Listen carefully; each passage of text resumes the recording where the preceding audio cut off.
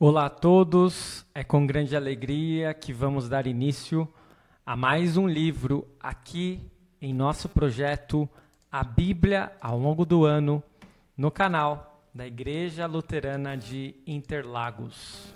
Hoje, dia 28 de março, queremos dar início ao livro de 1 Samuel, um livro que faz parte do gênero histórico. Estamos aí seguindo uma sequência de livros do gênero histórico, o livro de Josué, o livro de Juízes, o livro de Ruth e agora 1 Samuel.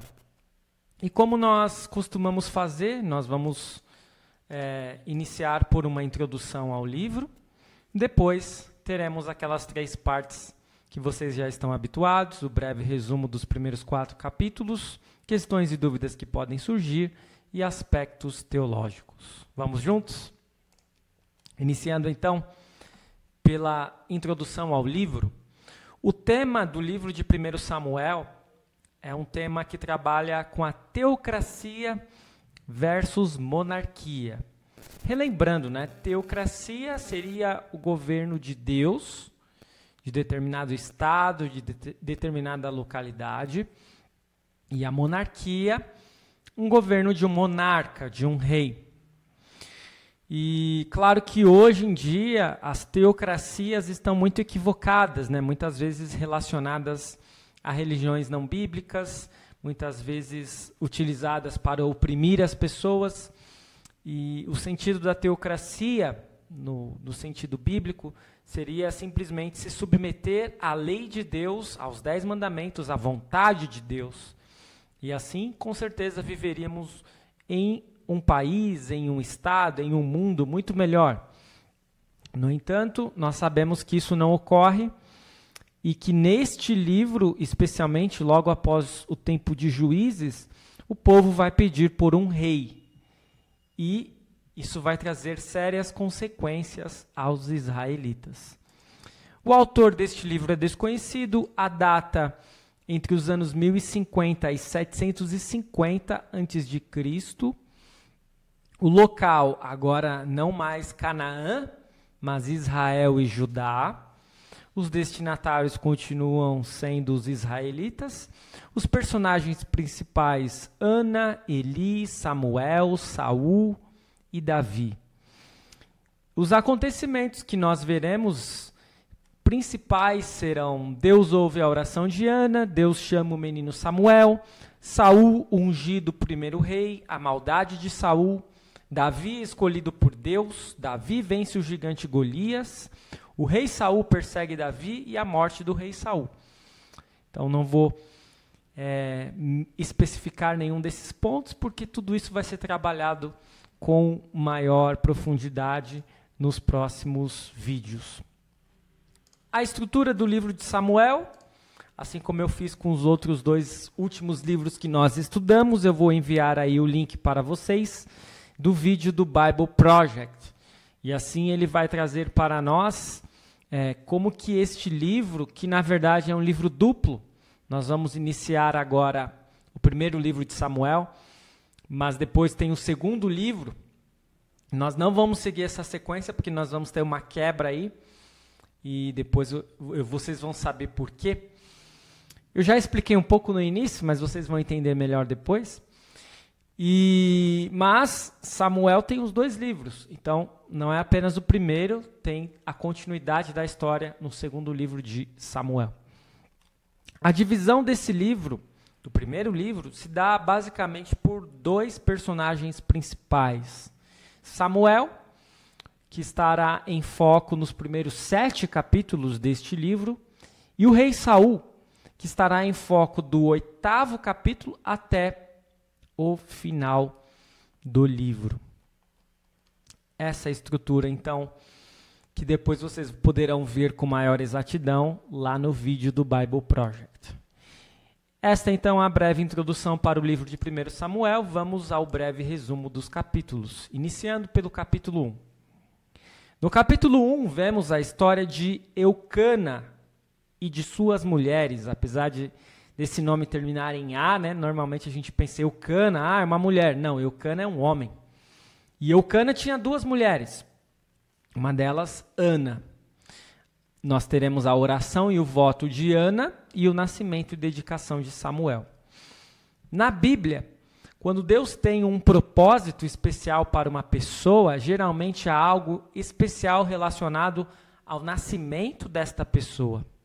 Ana não foi a única a sofrer por causa da infertilidade. Nós temos outros exemplos. O exemplo de Sara, o exemplo de Rebeca, ambas no Antigo Testamento.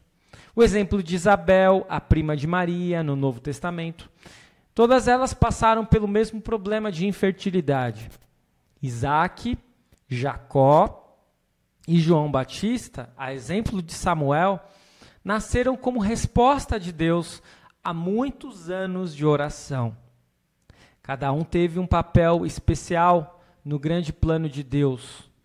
Quando Deus deu a Ana o filho que ela tanto queria, deu também a Israel o último e o maior de todos os juízes. Samuel ele vai estar assim numa linha muito transitória. Ele pode ser considerado como um juiz, ele também vai ser chamado de sacerdote, e ele não vai ser rei, mas ele vai ungir um rei. O primeiro grande profeta após Moisés é Samuel também. E Samuel também vai ter esse caráter profético. E será o homem, então, que introduzirá a monarquia em Israel. A contragosto, é verdade, mas será o homem a introduzir a monarquia em Israel. Passando então para o capítulo 2, no capítulo 2 nós temos o cântico de Ana, os filhos de Eli, Samuel em Siló, e Eli repreende seus filhos e a profecia contra a casa de Eli. O cântico de Ana encontra eco no cântico de Maria, lá de Lucas 2, no Novo Testamento. No pequeno espelho de sua própria vida, Ana viu o reflexo de todo o esplendor do caráter de Deus. Deus havia mudado a sorte dela. As provocações de Penina, que era a outra esposa de Eucana, foram silenciadas. O vazio, a miséria e a vergonha se foram para dar lugar à vida, à alegria, à honra. E o que Deus pode fazer por uma pessoa, Ele pode fazer e fará por todo o seu povo. Sobre os filhos de Eli, nós vemos que os sacerdotes tinham direito a uma parte das ofertas sacrificiais, mas o que acontecia neste caso era uma perversão da lei, no caso dos filhos de Eli. Os filhos de Eli tomavam para si os melhores cortes antes mesmo da oferta ser entregue a Deus. E além disso, eles estavam introduzindo a prostituição no culto a Deus, segundo a pior tradição da religião dos cananeus. Quando Eli morresse, esses dois seriam os líderes religiosos da nação, e tudo o que Eli conseguia era refletir e reclamar com eles, mas não modificava o quadro. Eli, infelizmente, foi um pai fraco, e muitas vezes isso acaba resultando em filhos desobedientes e que não seguem a vontade de Deus. No capítulo 3, Deus fala com Samuel numa visão, e Samuel conta a visão a Eli. De madrugada, quando estava de serviço perto da Arca da Aliança, dentro da tenda sagrada, Samuel ouviu pela primeira vez a voz de Deus. Era uma mensagem de juízo para Eli. Daquele momento em diante, Samuel foi o mensageiro de Deus, e todo o povo sabia disso desde Dan, no extremo norte, a Berseba, no extremo sul, junto ao deserto. E finalmente temos o capítulo 4, onde os filisteus vão vencer os israelitas. A arca será tomada, e Ófine e Finéias serão mortos, e Eli também morrerá. A Arca da Aliança era o bem mais precioso de Israel, guardada no lugar santíssimo da tenda sagrada. Dentro dela ficava uma cópia da lei, e sua tampa era o propiciatório, o símbolo da presença de Deus. Tudo isso nós estudamos lá no Pentateuco. Mas nesta ocasião, o povo quis fazer dela um talismã, a proteção suprema contra o inimigo, e o resultado foi um desastre total. O exército foi derrotado e a arca caiu nas mãos dos filisteus. A arca nunca mais retornou a Siló, que era o local inicial de culto dos israelitas.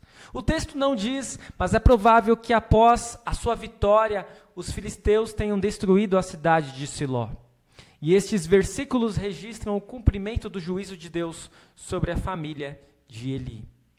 Coube à mulher de Finéias, que morreu quando dava à luz um filho, dar toda a dimensão da tragédia. Foi-se a glória de Israel. Com a perda da Arca da Aliança, a nação ficou desolada. Este o breve resumo dos capítulos. Passamos agora às questões e dúvidas que podem surgir. Temos 10 questões. Vamos à primeira. Eucana, o pai de Samuel, era de qual região? Temos a resposta no livro de 1 Samuel, capítulo 1, versículo 1, onde nós lemos: Houve um homem de Ramataim Zofim, da região montanhosa de Efraim, cujo nome era Eucana, filho de Jeroão, filho de Eliú, filho de Tou, filho de Zufi, efraimita.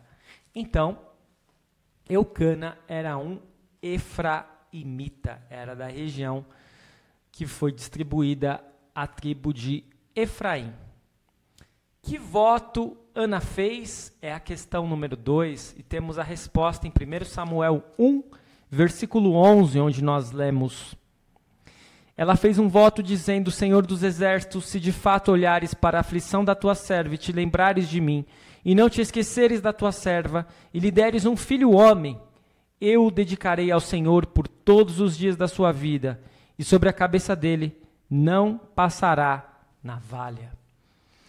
E nós temos este voto também, aqui na nota de rodapé desta Bíblia que eu estou utilizando, lá no texto de Números, capítulo 6, versículo 5. Vamos dar uma olhada nesse texto, que diz assim: Todos os dias do seu voto de nazireado não passará navalha pela cabeça, até que se cumpram os dias para os quais se consagrou ao Senhor, santo será, deixando o cabelo crescer livremente. Então, o voto que Ana fez é um voto de nazireu. Você lembra quem fez esse voto lá no livro de Juízes? Isso mesmo, você lembrou. Sansão. Então, enquanto não se cortasse o cabelo deles, eles continuariam com o voto. Claro que isso é mal compreendido com relação a Sansão. Pensa-se que, e até mesmo ele pensava que a sua força estava na sua cabeleira, mas não. A força de Sansão vinha de Deus. Mas o nosso assunto não é Sansão, então vamos retornar. Questão 3. Quando Ana vai ao templo, ela está arrasada e amargurada. Quando sai, já não tem mais o semblante triste, diz o nosso texto. O que mudou? A oração. Perceba que muitas vezes nós teremos dificuldades, problemas, aflições, sofrimentos nessa vida. Mas quando nós formos à casa do Senhor, ou quando nós nos recolhermos em nosso lar, em nosso quarto, e nós tivermos uma aproximação com a sua palavra, e nós falarmos com Ele em oração, acontecerá o que aconteceu com Ana. De um semblante arrasado, amargurado, triste, de repente tudo isso se dissipa como fortes nuvens que passam, que se dissipam, e já não tem mais tempestade. Ah, o problema acabou? Não, não tinha acabado. Ana não estava grávida, mas ela sabia que Deus estava com ela. Questão 4. O cântico de Ana se assemelha a outro cântico de uma mulher importante do Novo Testamento. Que mulher cantou este cântico no Novo Testamento e quais as semelhanças entre os dois cânticos? Você já sabe a resposta, lá de Lucas 2, nós falamos há pouco. É o cântico de Maria, também conhecido como Magnificat. E a semelhança é o tema. Deus está no controle, exaltando os humildes e humilhando os poderosos e os arrogantes. Questão 5. Como se chamavam os filhos de Eli e qual era o pecado deles? Hofni e Finéias. Vamos ver qual era o pecado deles. 1 Samuel 2, 13 a 17, onde nós lemos: O costume desses sacerdotes com o povo era este: quando alguém oferecia um sacrifício, o servo do sacerdote vinha com um garfo de 3 dentes na mão Enquanto a carne estava cozinhando, enfiava o garfo na caldeira, na panela, no caldeirão, na marmita, e tudo que o garfo tirava, o sacerdote pegava para si. Assim se fazia a todo Israel que ia ali a Siló. Também antes de se queimar a gordura, o servo do sacerdote vinha e dizia ao homem que estava oferecendo o sacrifício: dê um pedaço desta carne para o sacerdote assar. Ele não aceitará de você carne cozida, mas apenas crua. Se o ofertante lhe respondia: deixe que primeiro queime a gordura, depois você pode pegar o quanto quiser, o servo do sacerdote dizia: não, você tem de entregar essa carne agora, senão eu a pegarei à força. Era, pois, muito grave o pecado desses moços diante do Senhor, porque eles desprezavam a oferta do Senhor. Temos também lá em 1 Samuel 2, 22, onde diz: Eli já era muito velho e ouvia tudo o que os seus filhos faziam a todo Israel e de como se deitavam com as mulheres que serviam à porta da tenda do encontro.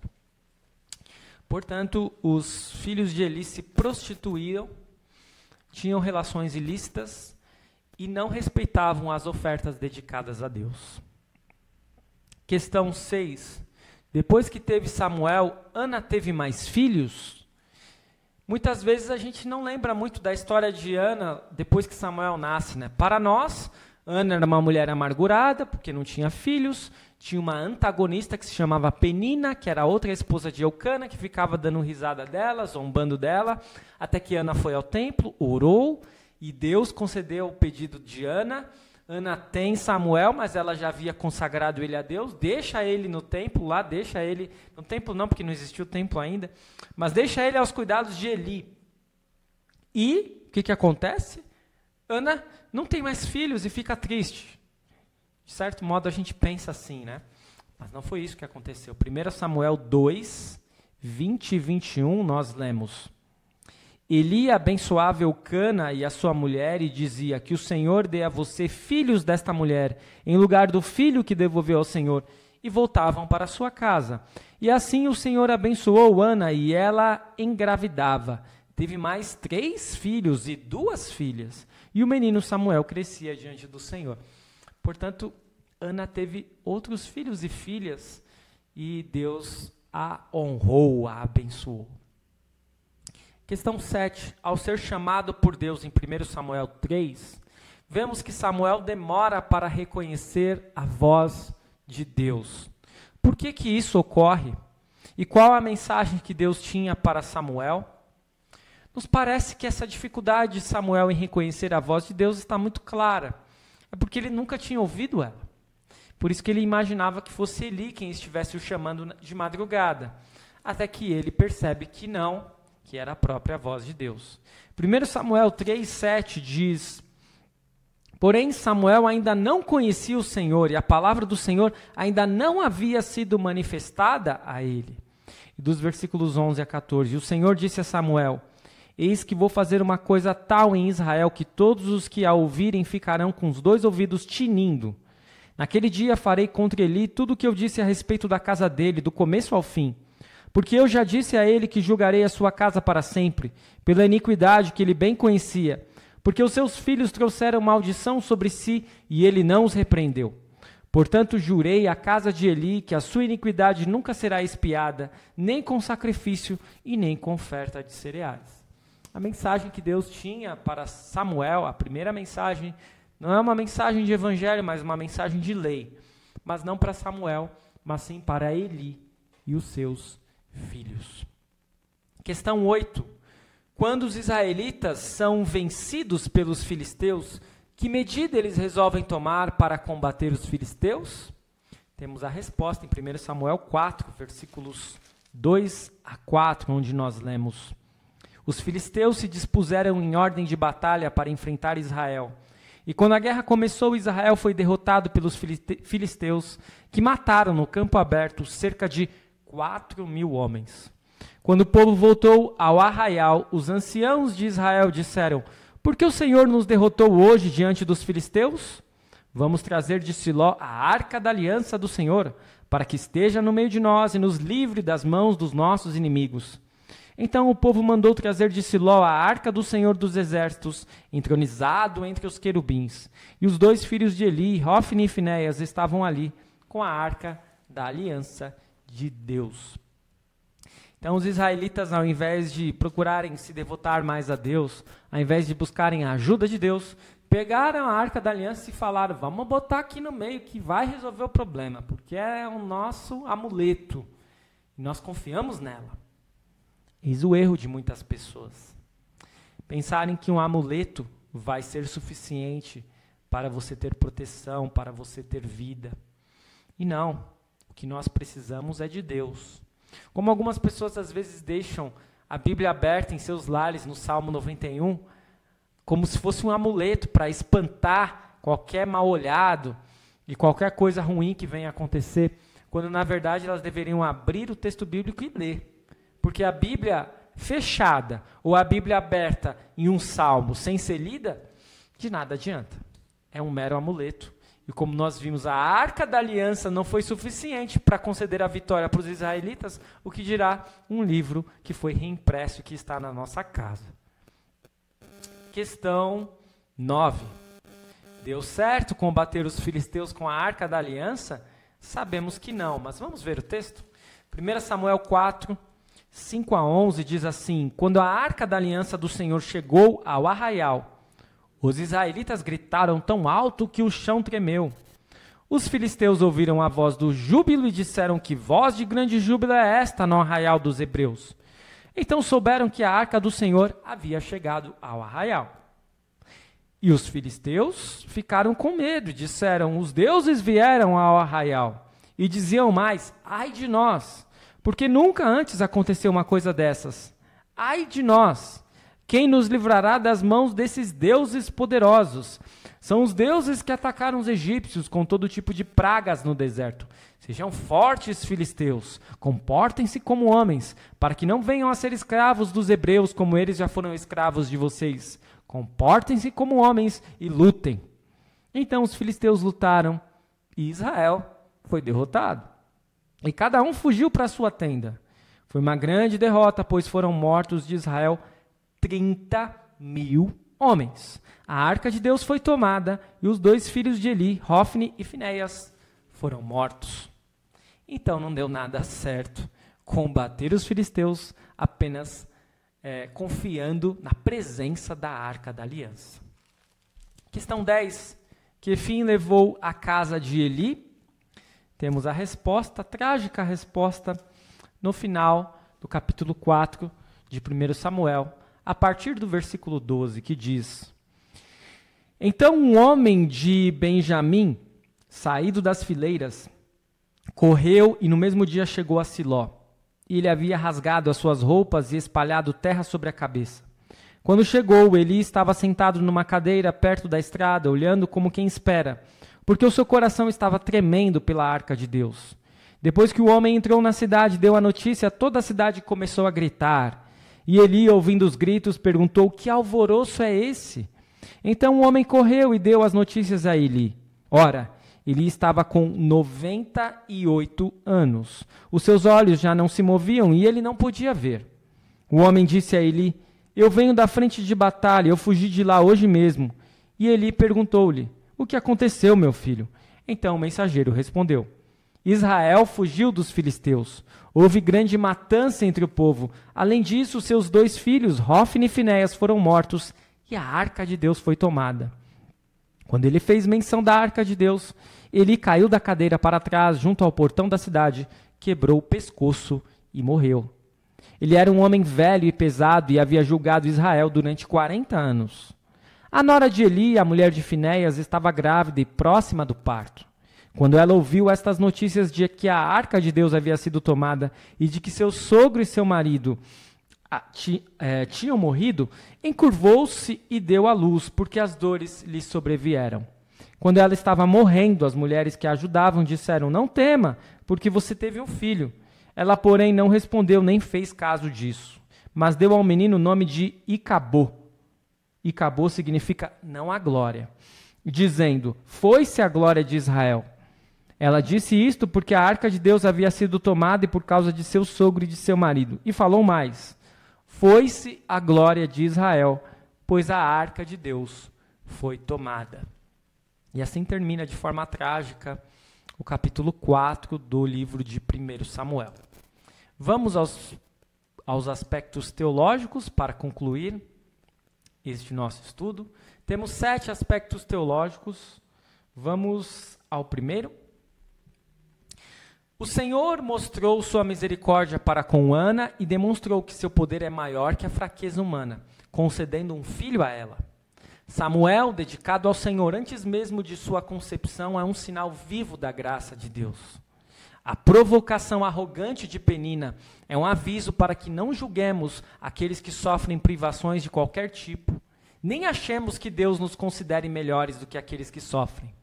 A atitude receptiva e confiante de Ana para com a palavra de Deus e a bênção que ela recebeu nos encorajam a confiar que Deus irá agir conosco segundo o seu amor compassivo.